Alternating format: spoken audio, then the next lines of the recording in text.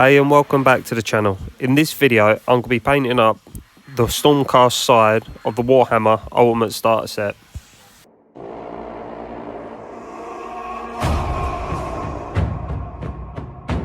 So I struggled choosing colour schemes and sticking to them. So I thought I'd use an AI chat app to choose a group of colour schemes, and I can choose one out of that to sort of stick to. I don't have to follow it 100%, but I'm going to sort of use that as my basics for building this colour scheme. The one thing I am going to do is avoid any metallics and the standard sort of colour scheme. So I want it to be completely different. So I asked AI to suggest colour schemes for my Stormcast Eternals that avoids normal colour schemes and metallics. So AI come back with 10, which was Mystic Ethereal, which is a ghostly blue or lavender sort of colour. Ashen Monastery, which is grey or ash tones. Celestial Jungle, which is jade, mossy green. Starlight Void, which is navy blue or black. Desert Nomads, which is warm ochre or sandstone. Frozen Revenants, which is turquoise to sort of pale mint. Arcane Fire, which is a crimson or maroon colour. Poisoned Marsh, which is olive green or brown. Corrupted Sanctity, which is bone with black and red streaks. Aurora Guardians, which is a shifting teal to pink. After flicking through all 10 and reading up all the information, I decided to go with the Ashen Monastery. I thought it was pretty cool, going with a grey, and then I can sort of make the weapons a bit volcanic and give them a bit of sort of colour on the shoulder pads and that, with a bit of red and orange. So once I've put all the models together, so the whole of the Stormcast Eternal side is built, I primed them black, gave them an 80% spray of grey, and then Zenithal highlight of white, because the base coats I'm going to use are all going to be SpeedPaint. Basically, I'm going to put down all the base coats first. So for each miniature, because I'm doing the whole army, I'm going to work one colour at a time right through, which will make life easier to get all the base coats done. Then we can do all the highlighting in one go. So we're going to start with the Lord Vigilant on the Griff Stalker. For the Griff Stalker, I'm going to start with all the feathers. So we're going to use Army Painter SpeedPaint Gunner Camo. And we're also going to use it on the Griff Crow. So what we're doing for the Griff Stalker, we're going to do for the Griff Crow. Once all the feathers are done, I'm next going to take Warrior Skin, and I'm going to paint all the skin on the Griff Stalker, the Griff Crow, and also I'm going to do any of the sort of heads that are open and haven't got helmeted. Unhelmeted heads would have been easier to say. So I'm going to go across and paint all the skin areas across every single model with Warrior Skin. The next speed paint we're going to use is Occultist Cloak, and that's basically going to go over every armour panel across the whole army. This is going to give Ashen Monastery its ash look and charcoal armour. So every single one, go all the plate, but leave the sort of trim, anything that's raised on shoulder pads, shields, anything like that. We're going to go in with a different colour and add a nice bit of contrast to that. When we get to painting the prosecutors, with the wings, we're going to cover the whole thing except the very bottom bit that looks like flames, because that's what we're going to turn it into later on with a few other speed paints I've got in mind.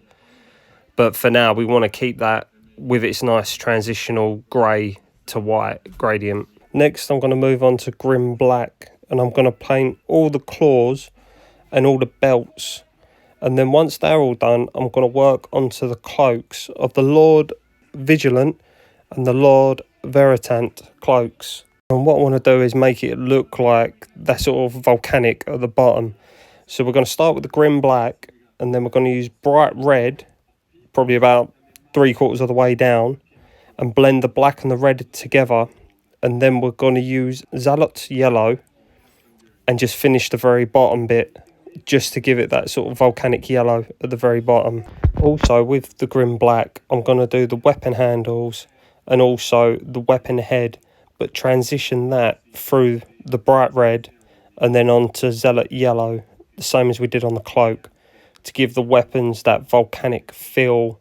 And that's their sort of unique trait for that Ashen Monastery, is to have these glowing volcanic weapons And also if they've got a cloak, it's sort of dragging sort of volcanic, ashy, sort of embery feel to it. Next, we're going to move on to highlighting all the armour, the shields, any sort of trim. I'm going to be using Army Painter SpeedPaint Bright Red, and this is where we're going to bring the sort of fire, embery feel across the whole army now. Next, we're going to move on to the Prosecutor's wings, and again, we're going to blend the two speed paints in. We're going to use Bright Red and Zealot Yellow. I'm going to use Bright Red first, and then use Zealot Yellow on the tips of the wings to give it that fiery feel. The last main colour we're going to use is Ashen Stone, and we're going to use that to cover any chainmail you can see, the sort of thicker chainmail on the Liberators, weapon handles, and any of the parchment that you can see hanging on any of the miniatures. The last thing left to do on the two Lord models is the fire. And I didn't want to go for just a standard orange fire because I think it'd blend in. So I thought if I go with green, because green's a nice colour, to red, it's a really contrast, so it'd stand out a lot more. So I'm going to use Absolution green at the lower part of the flame and go into Shamrock green towards the top of the fire to give it a nice sort of magical glow. With all the main speed paints down, now I want to give the eyes sort of glowing red to show that the volcanic essence is inside them. So I'm going to start with, I'm using TTCombat white. I'm just going to add white to each one of the eyes, and then when that dries, I'm just going to take a little bit of that bright red and just touch it onto the eyes to give it a glowing effect. But the good thing is, because it's a glowing effect, you have got to be completely neat, because having the overspill of white will emphasise the glowing effect. Now I'm going to move on to the highlights, just to make this armour pop a little bit more. I'm going to go straight into highlighting it with like a bright yellow. I'm using Spotlight Yellow by TTCombat, but you could use any sort of brightish yellow that you have.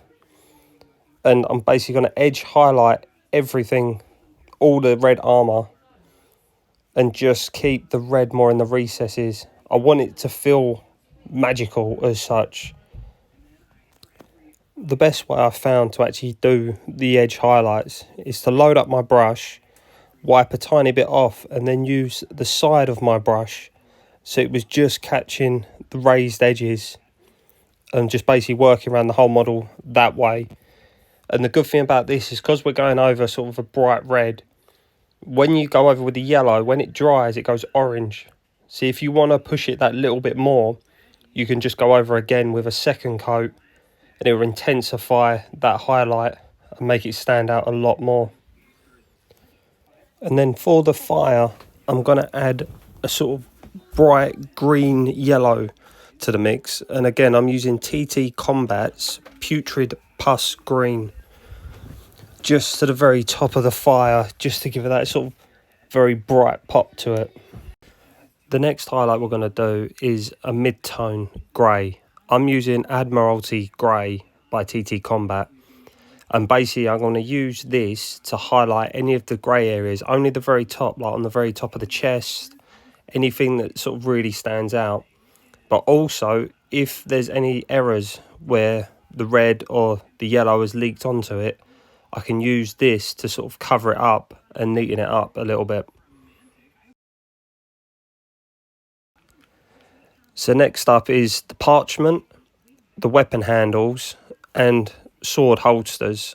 I'm going to be using Tech Ceramic, which is a cream colour by TTCombat, and I'm only going to pick out the very high edges. This will help make it look a little bit different from the chainmail. Even though it's generally the same colour, this will just change it so that I will see it as more of a cream colour than the sort of grey colour it is.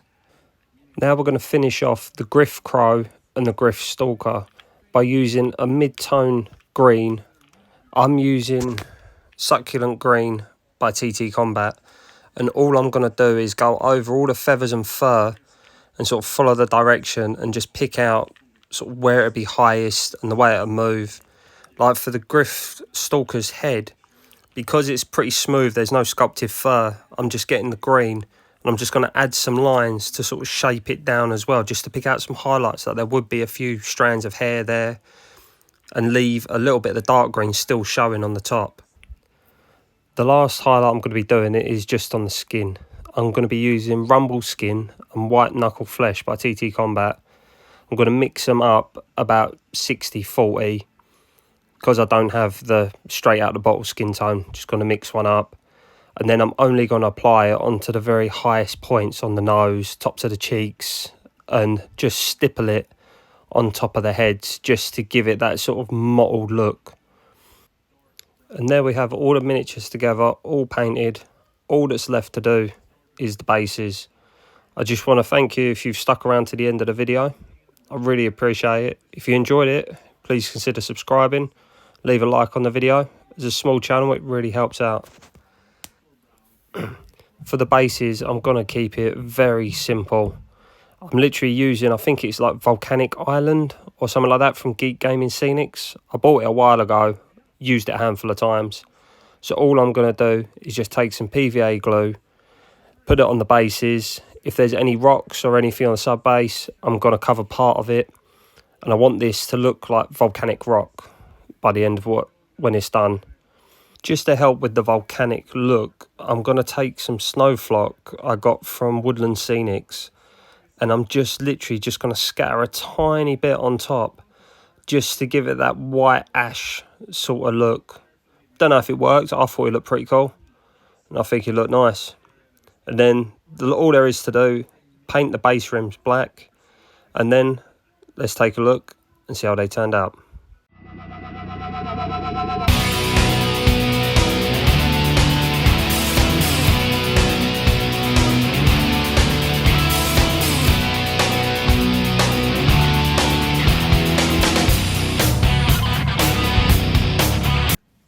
Just want to say thanks again for watching, and as the saying goes around the Ashen Monastery, from fire we are born, to ash we shall return. In our passing we bring light to the darkness. Thanks again for watching, and I'll see you next time.